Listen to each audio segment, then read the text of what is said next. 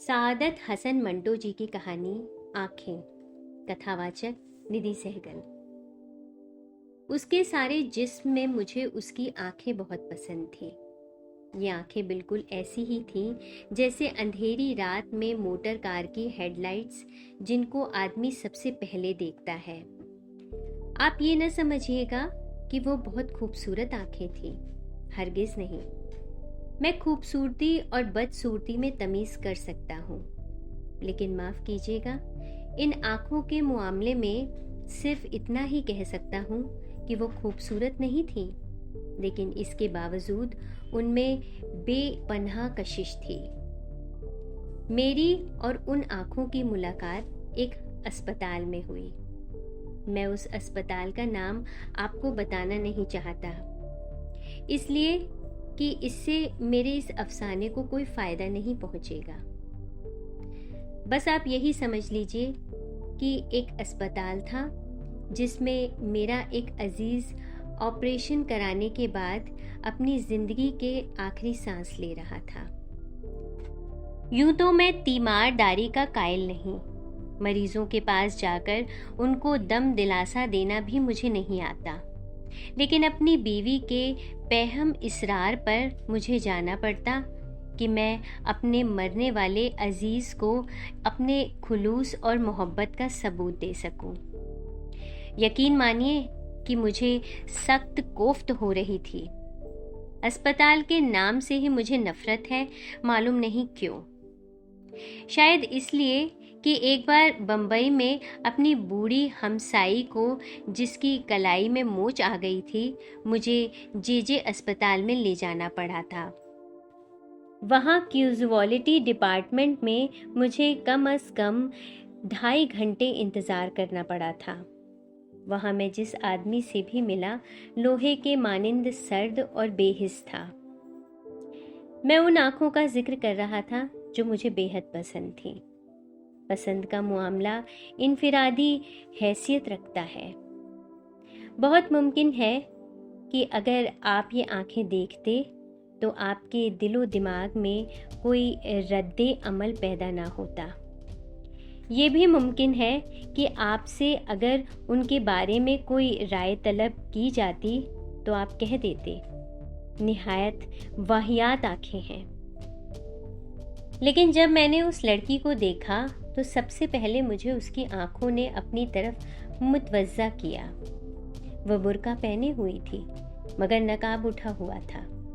उसके हाथ में दवा की बोतल थी और वह जनरल वार्ड के बरामदे में एक छोटे से लड़के के साथ चली आ रही थी। मैंने उसकी तरफ देखा तो उसकी आंखों में, जो बड़ी थी न छोटी, स्याह थी न भूरी, नीली थी न सब्ज, एक अजीब किस्म की चमक पैदा हुई। मेरे कदम रुक गए, वो भी ठहर गई। उसने अपने साथी लड़के का हाथ पकड़ा और बौखलाई हुई आवाज में कहा, तुमसे चला नहीं जाता? लड़के ने अपनी कलाई छुड़ाई और तेजी से कहा, चल तो रहा हूं, तू तो अंधी है। मैंने ये सुना तो उस लड़की की आंखों की तरफ दोबारा देखा। इसके सारे वजूद में सिर्फ उसकी आंखें ही थीं जो पसंद आई थीं। मैं आगे बढ़ा और उसके पास पहुंच गया। उसने मुझे पलके न झपकने वाली आंखों से देखा और पूछा, एक्सरे कहाँ लिया जाता है? इत्तेफाक की बात है कि उन दिनों एक्सरे डिपार्टमेंट में मेरा एक दोस्त काम कर रहा था और मैं उसी से मिलने के लिए आया था। मैंने उस लड़की से कहा, आओ मैं तुम्हें वहां ले चलता हूं, मैं भी उधर ही जा रहा हूं। लड़की ने अपने साथी लड़के का हाथ पकड़ा और मेरे साथ चल पड़ी।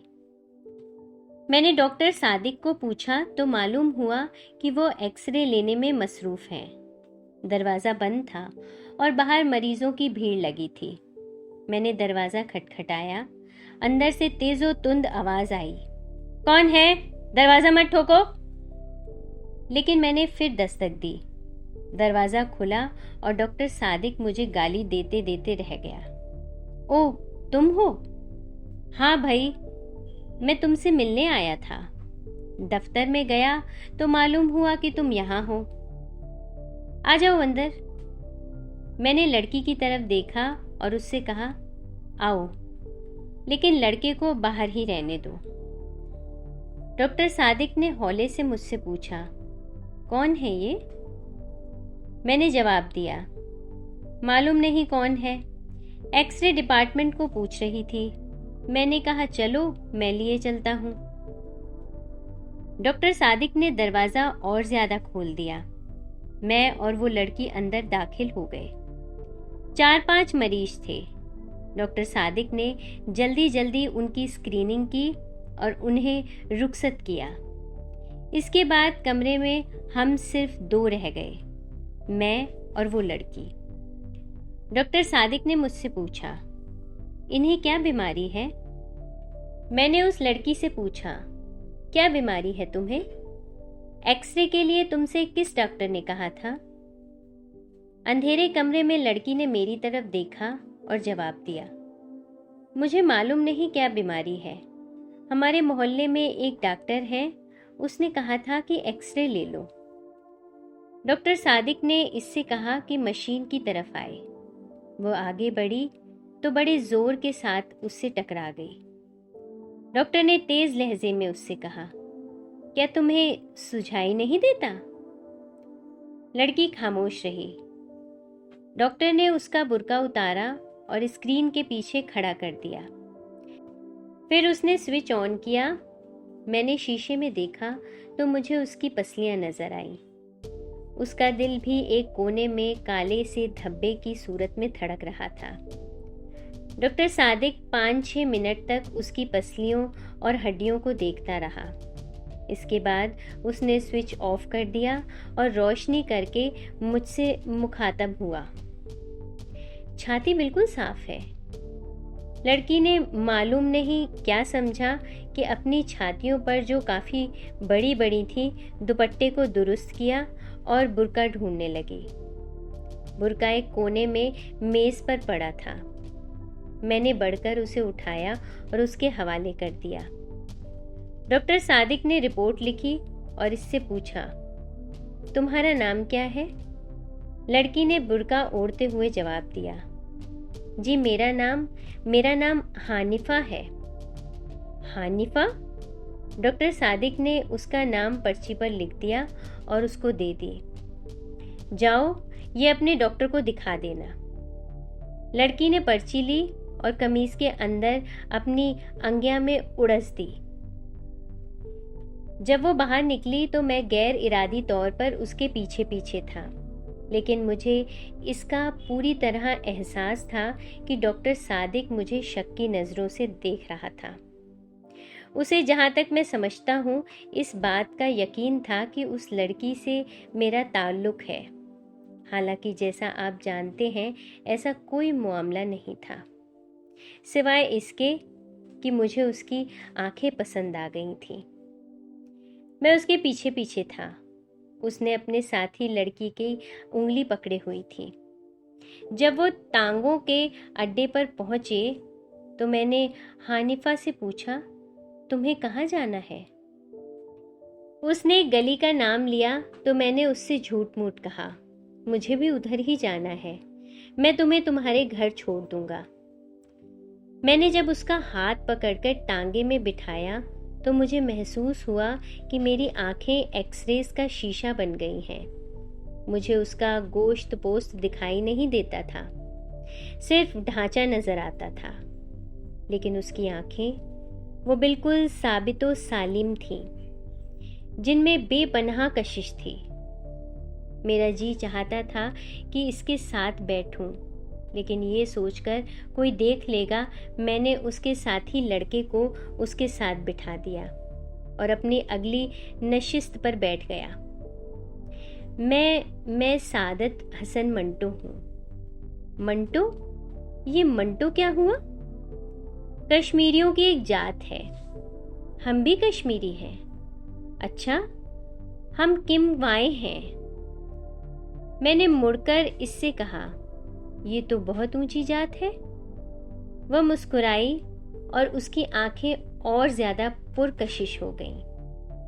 मैंने अपनी जिंदगी में बेशुमार खूबसूरत आंखें देखी थी, लेकिन वो आंखें जो हनीफा के चेहरे पर थीं बेहद पुरकशिश थीं।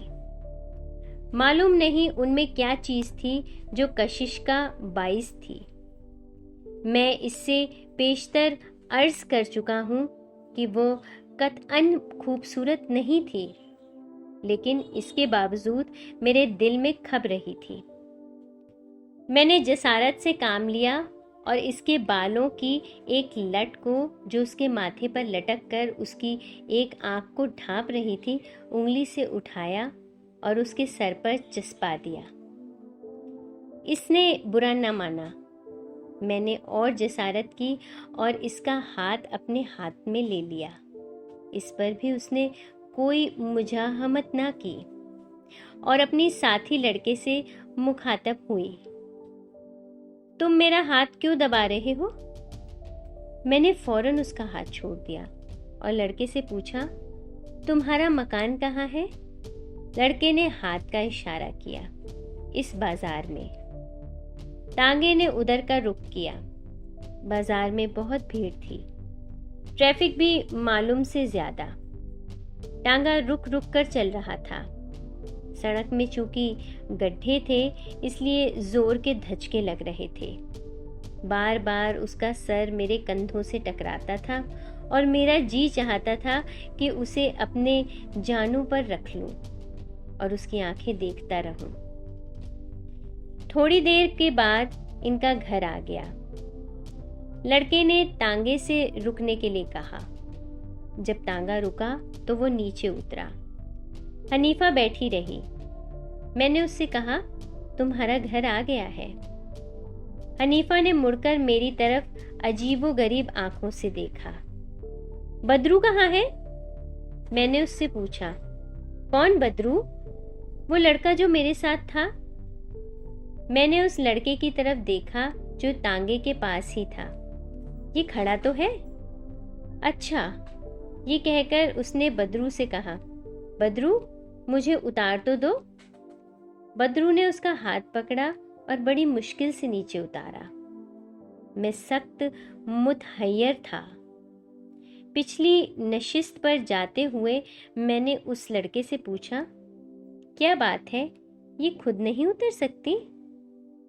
बदरू ने जवाब दिया, जी नहीं, इनकी आंखें खराब हैं, दिखाई नहीं देता। सादत हसन मंटो जी की कहानी आंखें।